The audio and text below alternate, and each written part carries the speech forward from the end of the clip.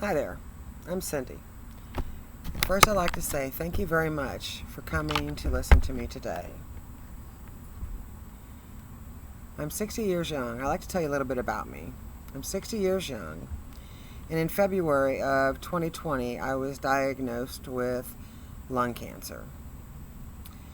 That was just a couple of months before I turned 60, actually. So, please don't say, "Oh no, I'm so sorry." You see, the enemy has invaded my body with cancer.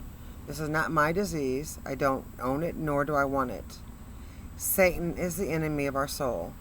In John 10:10, it states how the enemy will tempt to steal and to kill and to destroy, to prove that our faith in God is not as strong as we believe.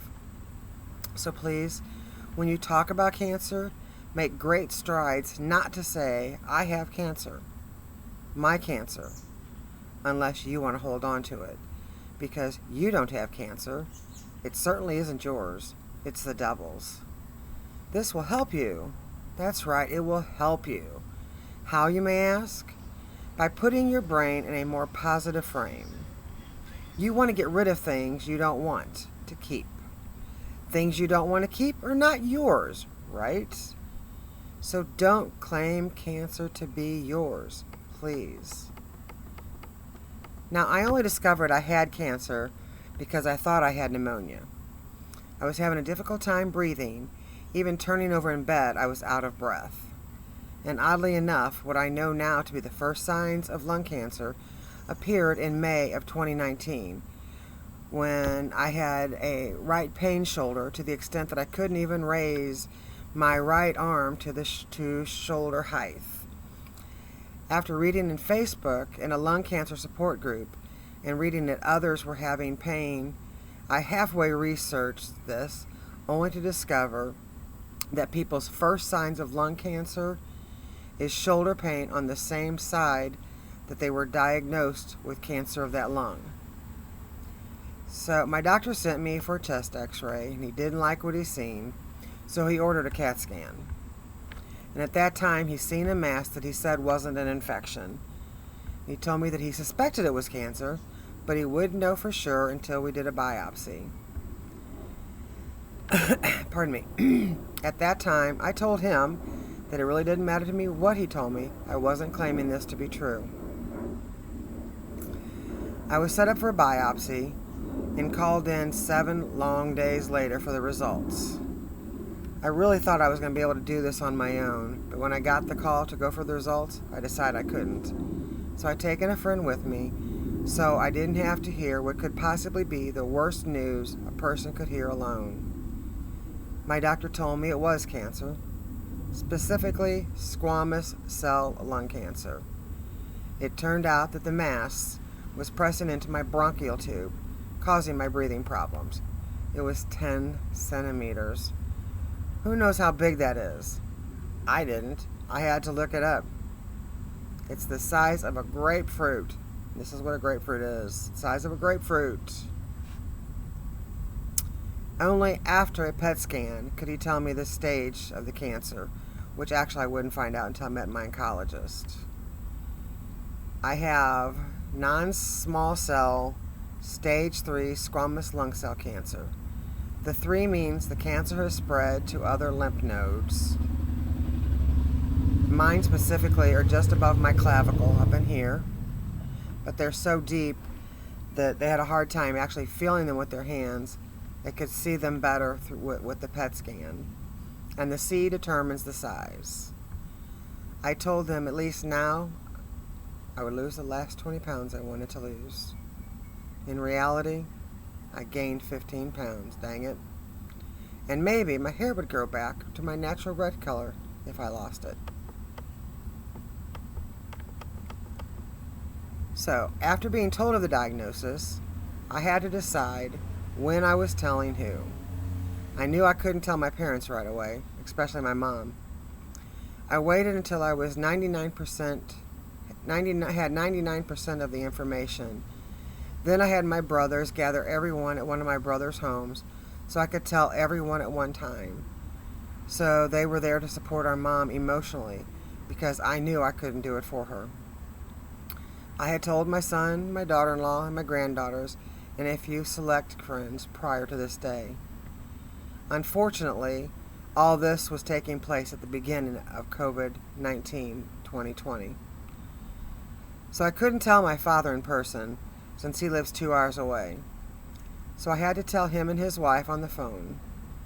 I believe that we all know our family and our friends well enough that we almost tailor design how we tell each individual person.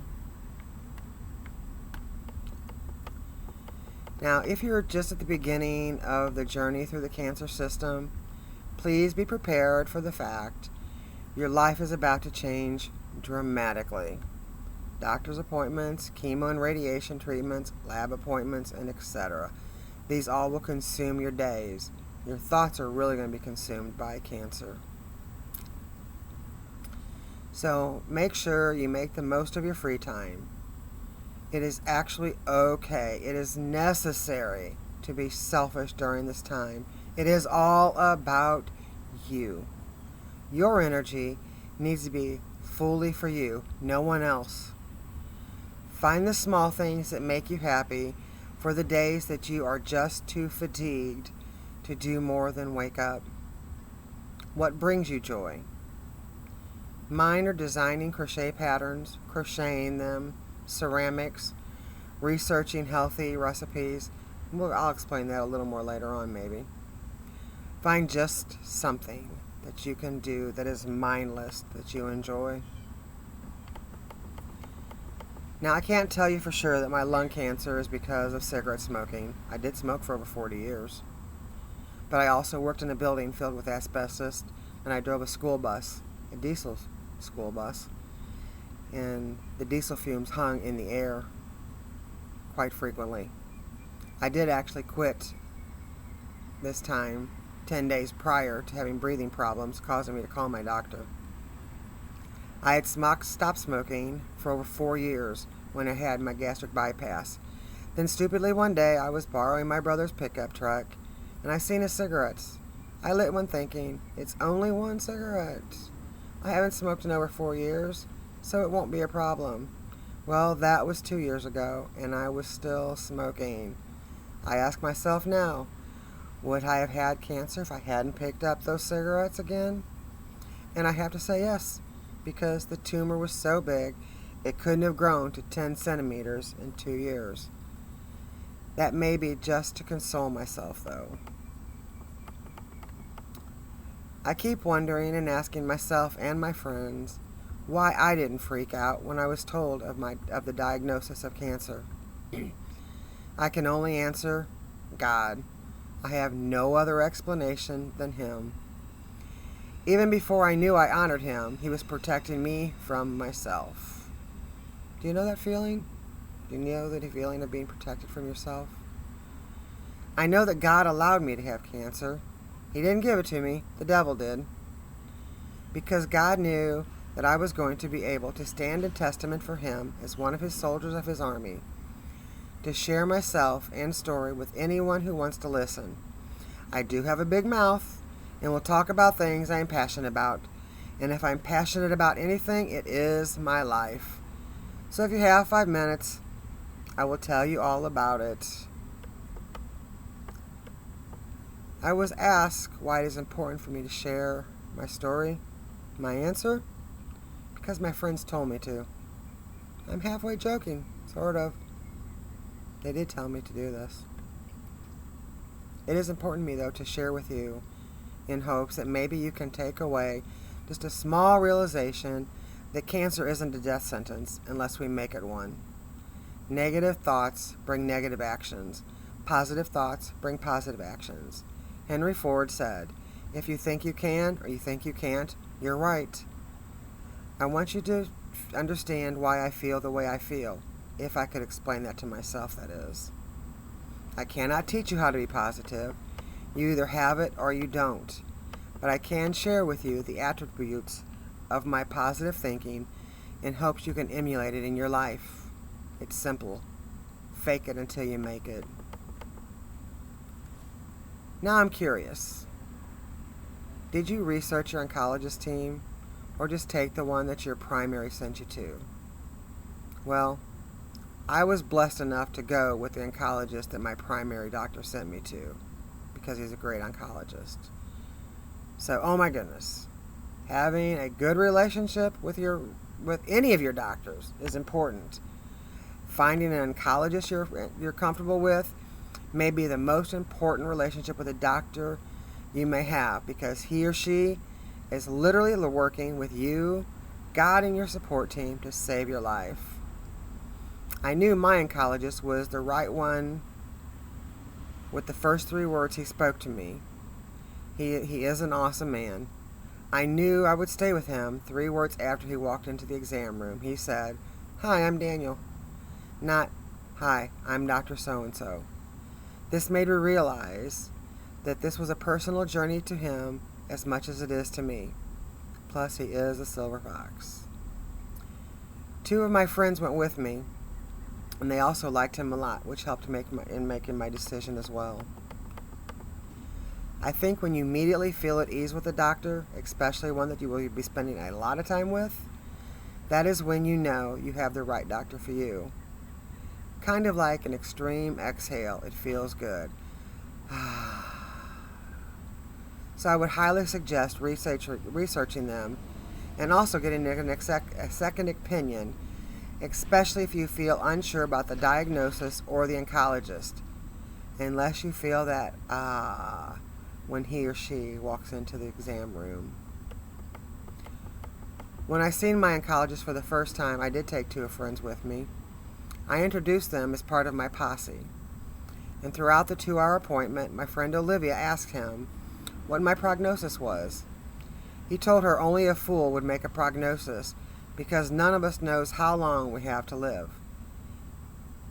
He also told us, "I have 3 of the most important things to survive this diagnosis: my faith in God, a great positive attitude, and a great posse." I asked my oncologist if at any time he would be able to do surgery to remove the tumor or the remnants of it. He told me no. I will never have any surgeries for this cancer because it would cause more damage than good because of the positioning of the tumor. Now I am asked, is my family supportive during my journey? First of all, not all family is blood. And second, I'm not sure how to answer this question. My mother's afraid to ask me most of the time how things are going, and she does it in a roundabout way through my brother, my son, my daughter-in-law. But when she does ask me, I can hear the scared, worried tone in her voice. And in reality, my son and brother can be a hindrance to my healing because they are at turmoil with each other, causing me anxiety and stress. So I do my best to separate myself from that situation. I guess I would say my family is as involved in my healing as I allow them to be. I still have a difficult time letting go and letting people in to help. And then I think they forget sometimes that I'm sick because I didn't look the part of the person who the enemy had invaded my body. So, the few times I'm not feeling up to par, I think this will pass. No point in bothering anyone. Now my medications.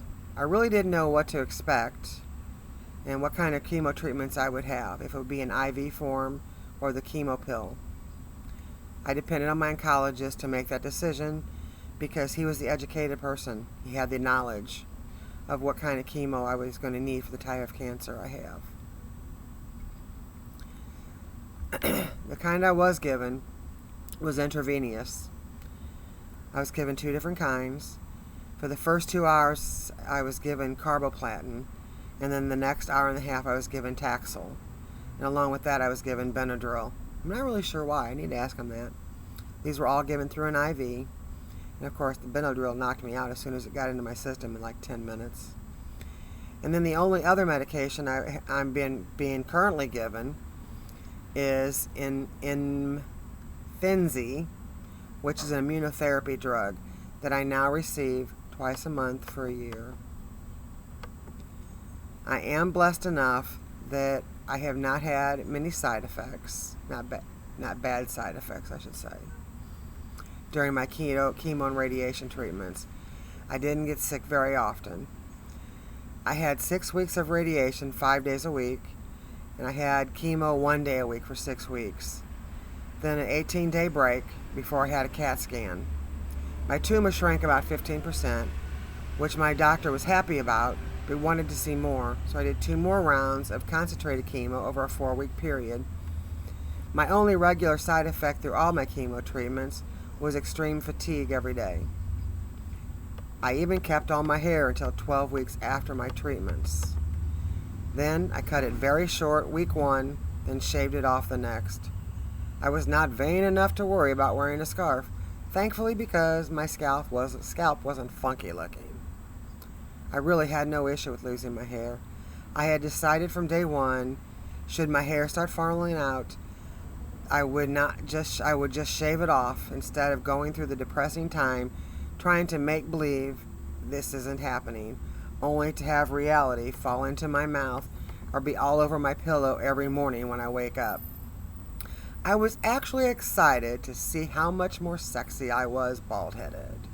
Show a picture of myself bald-headed if I now have hair. Obviously, this is a personal decision, but if you make the choice to cut yours very short or shave it, talk with me.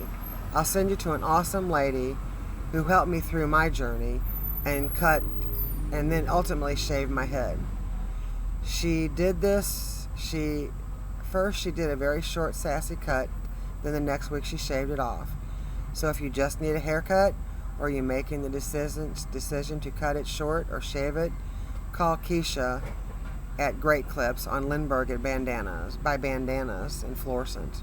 That might actually be Hazelwood, Missouri. Someone asked me, does the Lord play a part in your recovery? The Lord is my recovery.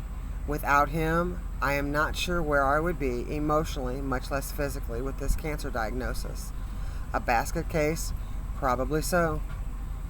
In Jeremiah 30:17, I am told this, "But I will restore you to health and to heal your wounds, declares the Lord." So I am assured I will be healed either here on earth or in heaven. Obviously, I am banking on here on earth for the time being. Now, we're just going to take a little break. Everybody's going to sit in their seats, and we're going to do something a little interactive. We're going to sing a song. Here we go. Now, you got to play with me. You ready? Little bunny foo-foo, hopping through the forest, scooping up the field mice and popping them on the head.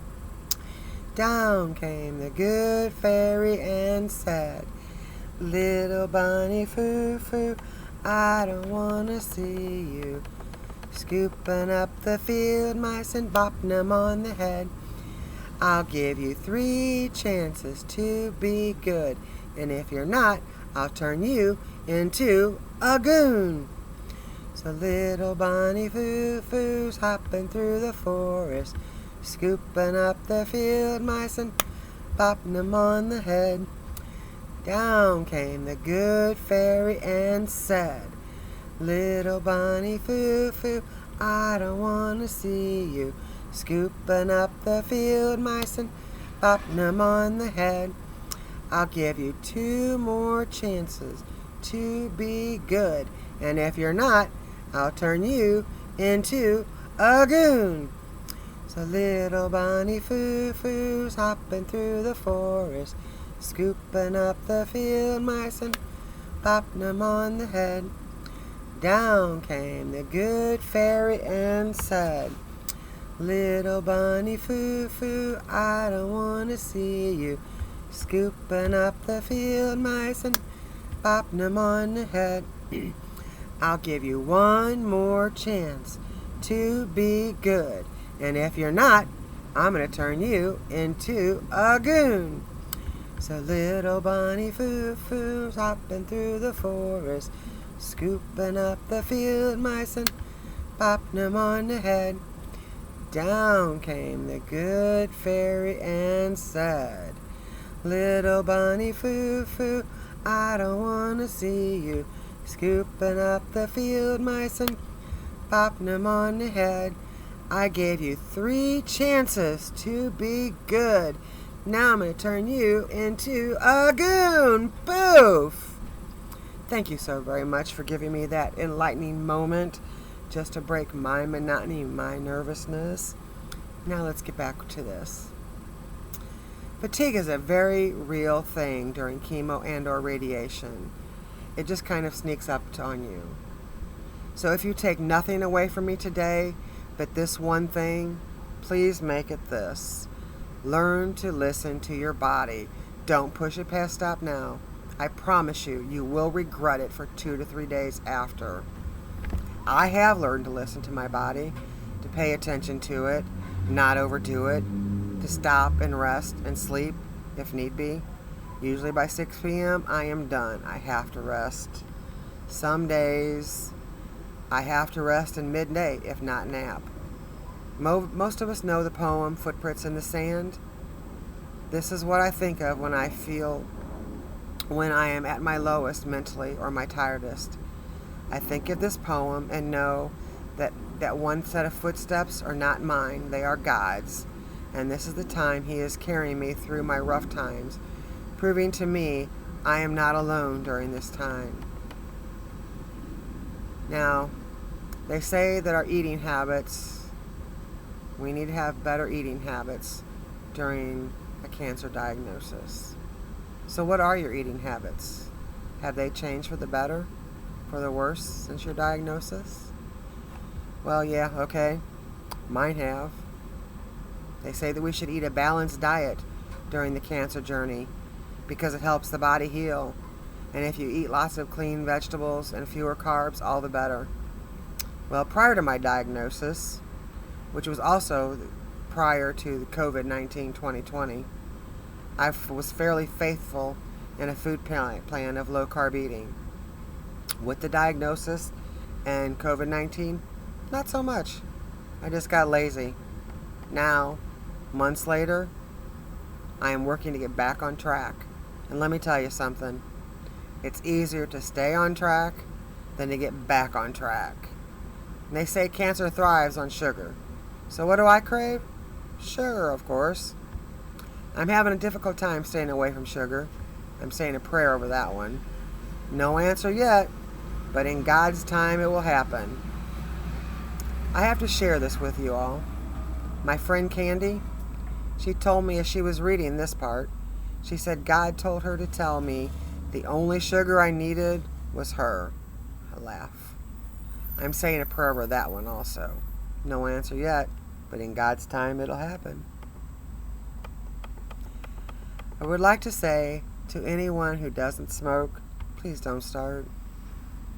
Smoking, as we all know, is dangerous to our health, and like any addiction, difficult to stop once started. It is difficult to not give in to peer pressure, especially when you're young. I would like for our youth to think about what that one cigarette today could mean 40 years down the line. Sometimes, listening to and learning from the experiences of our elders is what we need to do, but we don't realize it until we are the elders.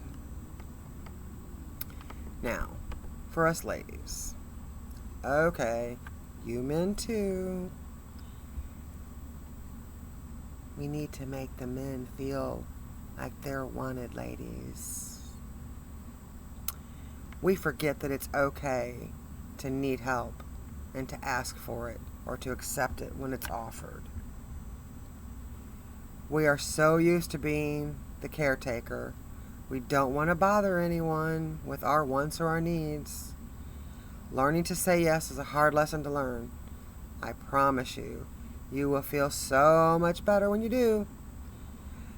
My therapist is actually still working with me on this one. I can finally say yes sometimes when someone asks me, can they? I still have trouble reaching out when I need someone to talk with and to listen to me cry. I don't want to bother anyone. Even though my true friends tell me to bother them whenever I need to. Let them worry about the tough things so my energy can go to my healing and recovery. Now, I'd like to address the couples for a minute. And this is a hard section for me to address simply because I'm single, but also because, as far as I know, I might be wrong. I am not the crabby, cranky, miserable person with cancer. So, I think it would be easy to live with me if I had a partner. But then, as I was talking with my friend Patrice, as we were working a workbook called Confronting Cancer with Faith, it occurred to me, it seemed that people who had partners were not as strong emotionally as single people are. Of course, this is not a rule, just an observation. I believe it's because we single people don't have the immediate support person. We have to decide to make a call. We have to decide we don't feel bad. We won't feel bad to bother a person with our issue of the day. We have to know that it is okay to make 20 phone calls that day if we need to, and to make the second phone call if no one answers the first. The person with the partner, that partner can at least say, they can at least reach out to someone immediately. Or the person who says, "You don't look so good today, honey." Or, "You're a little cranky today. Can I help you with something?" So if you are that person that the cancer diagnosis if you are the person with the cancer diagnosis, don't take your partner for granted that they will always be there. Because how many times has the caregiver passed away before the sick person? And also realize that they're traveling this journey as well, just differently than you. Let them walk alongside you, not behind you. And to the partner, please know the crabbiness, meanness, all the things that are not your loved one are not your loved one, but the disease. We are tired of this demon being in our body with no way of extracting it like you can a decayed tooth. So maybe just smile and say, "I love you, honey. I will be here or in the next room when you need me." I've been asked about any unusual stories that happened before or during my recovery. I'm really not sure I have an answer for this, but I would like to say I hadn't been in a church in over 40 years with the exception of weddings or funerals. About a year and a half prior to my diagnosis with lung cancer, I went to the Joshua House for the first time. I still attend this small, personal, friendly church. I truly believe God had me start attending this church because He knew He was going to allow me to have cancer, and I was going to need a spiritual family to help me through this journey. I say that God allowed me to have cancer because with my understanding in Job 1 through 22, the devil asked God permission to destroy Job. God gave permission because He knew that Job's faith in Him would not falter no matter what the devil did to Job. So the cancer diagnosis I received is a test to my faith in God. I received my bachelor's degree in psychology way before my diagnosis, so maybe this is a prelude to mentoring. And to date, I've been told by at least 3 loved ones I should mentor people with cancer. And no one needs pity. Ecclesiastes 4:10 says, "If either of them falls down, one can help the other up. But pity anyone who falls and has no one to help them up."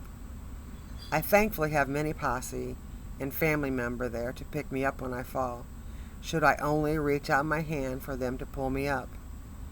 But I don't need nor do I want you saying, "Oh, poor Cindy, she has cancer." You see, I am blessed enough that God allowed me to have cancer to help you understand cancer isn't a death sentence. Cancer is just a word, not a sentence. There's a website or an app called Caring Bridge. It helps me to keep my family and friends updated all the time without having to tell people one at a time. It also has a section for meal trains where your loved ones can coordinate bringing you meals when and where. My name there is Prayers Not Pity. And pity means feeling of sorrow, compassion caused by the suffering and misfortunes of others. If you pity me, then I may start to feel sorry for myself. Then I could forget that God is in control of my healing and recovery, and I would attempt to take things in my own hands, which would be detrimental to my physical and mental well-being. So this is also a good place for you to use as a journal for yourself. I look back on mine on a regular basis to remember dates. Now I want to give you a few good examples of how God was there for me, even when I didn't know He was there. In 1 Peter we are told, because of the stripes Jesus took upon His back, we are healed. We are healed. Mercy, grace, and love, not only to save His soul, but to heal my body, past tense. Before I ever knew to call upon His name, He is one word away. At all times. If you can't say anything or pray anything, just the mention of His name, everything has to bow to its knees. Jesus. That's the gospel of grace that has become the reality to me. He has made me an overcomer, and He can make you one too. In 2004, I fell down a flight of stairs doing an extensive back damage. By 2006, I couldn't walk more than 5 feet without crying in pain. When in my home, I used a walker, but when I left my home, I was in a wheelchair, which was my mode of transportation for over 5 years. With the assistance of an awesome personal trainer, he got me to a walker, then to a cane. I was told without back surgery, I would be in a wheelchair for the rest of my life. I was already overweight, but then the lack of movement, I gained to well over 400 pounds. And here I'll show a picture of me over 400 pounds. Then in 2014, I had gastric bypass, and to date, I've lost over 200 pounds. Because of the weight loss, I was able to have my left hip replaced in 2015 and my right hip replaced in 2015 due to hip dysplasia. Now here I want to say something that was brought to my attention by a friend's husband. The term caretaker is not the proper term to use because it means taking care away from the person, in his opinion. And I tend to agree with him. Instead, he prefers the term caregiver, since it is giving the care to the woman he loves most. Now you'll notice on your seats, we have placed index cards. After I am finished, I would like your input on what I didn't mention that maybe you would be interested in knowing about. Just 1 to 3 topics that I could elaborate on sometime. Also 1 or 2 questions that you would like to know. Add your email address so I can get back with you, please. And finally, I want to leave you with this. Everyone seems to forget about the caregiver. During this time, they are asking what they can do for the sick person, offering prayers, bringing meals, going shopping, and etc. This is what I ask of my swimming family when I went public with my cancer diagnosis. Please don't forget about my mom. She and I have swam together for over 10 years with a lot of you. Remember to ask her how she is doing. Ask her if she needs to go to the corner of the pool and just cry, or have a shoulder to lean on, or say a prayer with her. Invite her to lunch. Ask her if she needs help with shopping. The message here is, please, please, please, don't forget the caregivers. They need you as much as we need you and them. Thank you again. I really do appreciate you being here and listening to me. I'm Cindy Reeves. I welcome any questions you may have. I will do my very best to answer them. And if I can't answer them now, I will find the answer So you can email me reminding me the questions you have, and I will get back to you. Thank you very much. I appreciate your coming. Now for any questions.